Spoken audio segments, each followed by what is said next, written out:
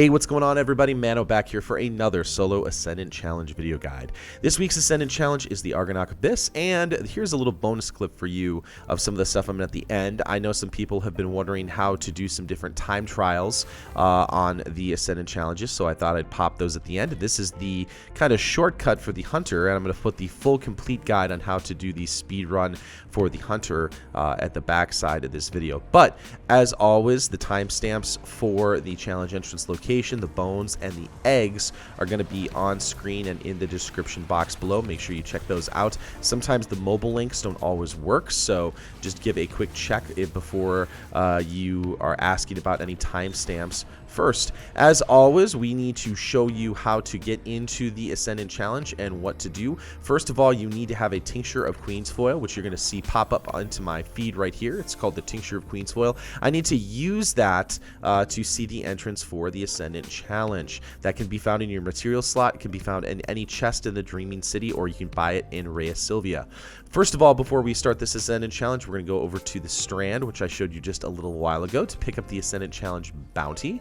And then it's actually pretty easy to find the entrance location this week. We're going to go ahead and fall into the Dreaming City landing location in the Devillian Mists. We're going to turn back around and head this way into the Lost Sector, where you will find the Bay of Drowned Wishes. You can see that I've already used my tincture of Queen's Foil. If you look on the left side of my screen, there is a thing that says Ascendance, which means I'm going to be able to see secret stuff throughout the Dreaming City, whether it's chests, platforms, or more importantly, the Ascendant Challenge portal.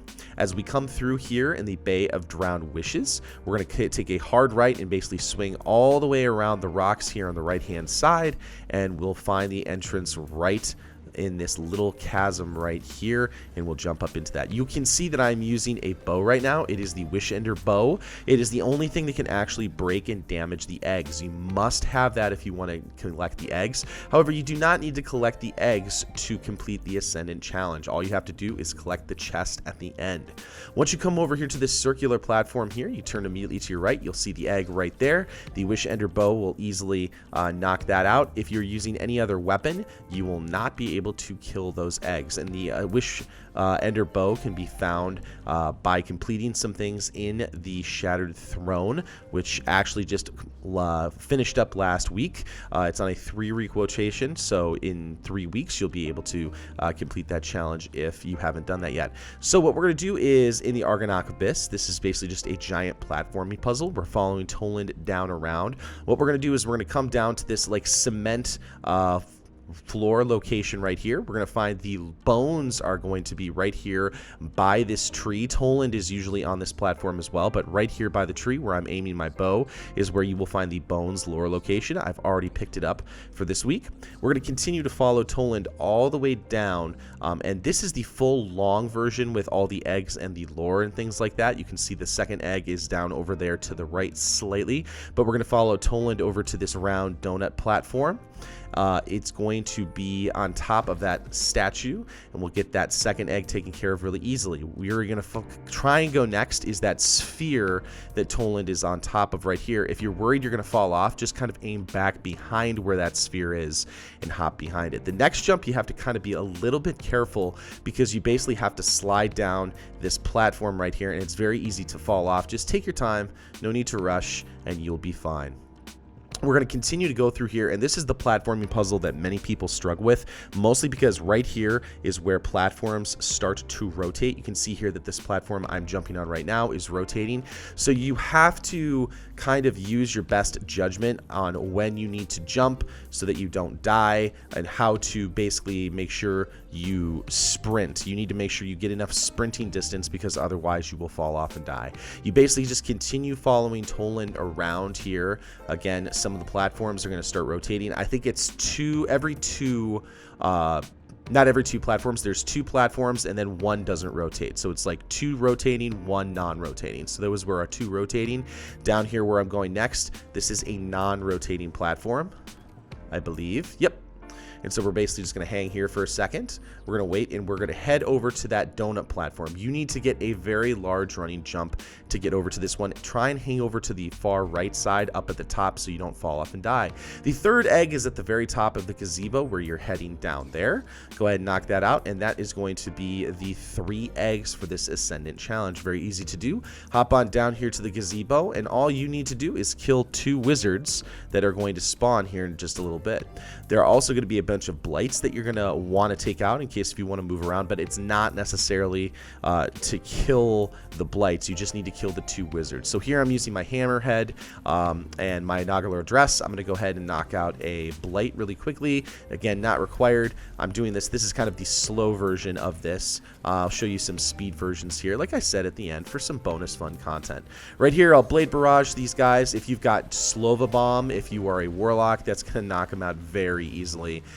Any kind of burst super is going to be able to knock them out really quickly. So nothing too crazy. Kill the 2 wizards, pick up the chest, and you are all done with this Ascended challenge. You do need to make sure that you pick up the chest. If you don't pick up the chest, you will not get the bounty completed here. So as soon as that's done, there will be a portal, but you'll hop on through there and you will be all done with the Ascended challenge as long as you picked up the chest. The bounty will then proc and you'll be good to go. Okay, so I wanted to show some bonus content footage for those of you who are wanting to do a speed trial run. So I'm going to hop in here with my hunter again, but you'll notice that I'm using an arc strider now instead of blade barrage. I found a little trick on both my Titan and my Hunter. Actually, it was my Titan first, but I think the Hunter is actually really interesting.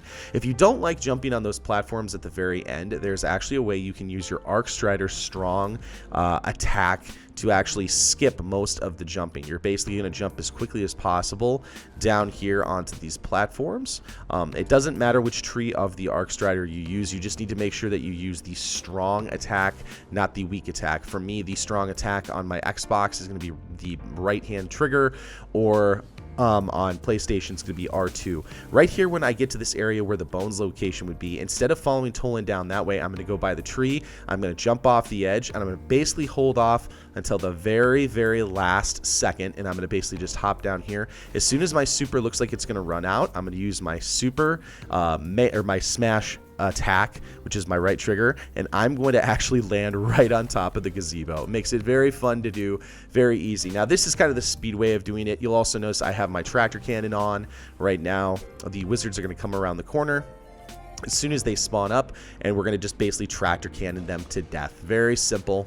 It's going to say the corruption grows over on your screen. As soon as you see that, that's when you know that the wizards are going to actually start spawning. Here I'm going to just use a quick grenade, as well as just get a reload on my tractor cannon. Knock those 2 out, and you are all done. So that's a really fun way of doing it if you want to do it on your Hunter. I haven't necessarily found a way to do that on my Warlock. If I'm going to Warlock it, I would bet Phoenix Dive would probably be your best bet, but I just have to figure out how to line that up.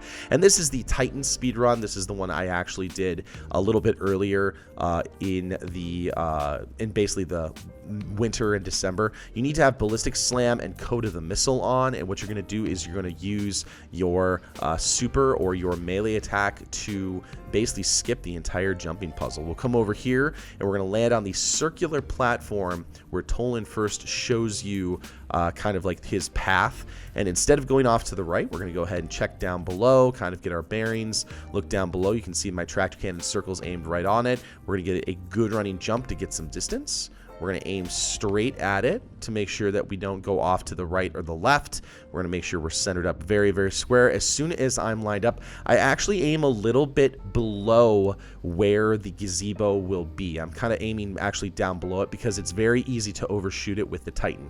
I'm just using my normal smash. I'm actually just using my my melee smash instead of my super smash right here.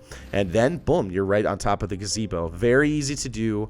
I'm not sure who figured out this strat first, but I just thought it would be kind of a fun video. I'm sure that someone on Reddit figured it out like in the first week that this challenge actually existed, so I can't really give credit to anyone on this. I just know that other people have talked about it and done it before. As soon as the 2 wizards pop in, I'm going to go ahead and tractor cannon them again, and when I get kind of bored, I'm going to go ahead and use my super to knock them out and to finish it up. So just kind of a fun way to end it, not very difficult. and life will be good. So just, yep, having this wizard kind of hide around the pillar was a little bit annoying, and not very difficult to do, though. So I wanted to show you those and share those with you in case if you want to get the time trial done. Kind of a fun thing to do if you are interested in checking that out. So I want to say thanks so much for all the crazy support you guys have been giving me. Thank you so much for all of that.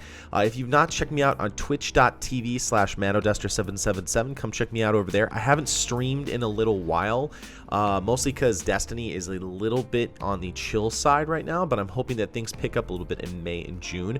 But if you did like something in this video, a positive rating is greatly appreciated. Hit that subscribe button for more Destiny 2 content. Good hunting, Guardians, and I'll see you next time in the universe of Destiny.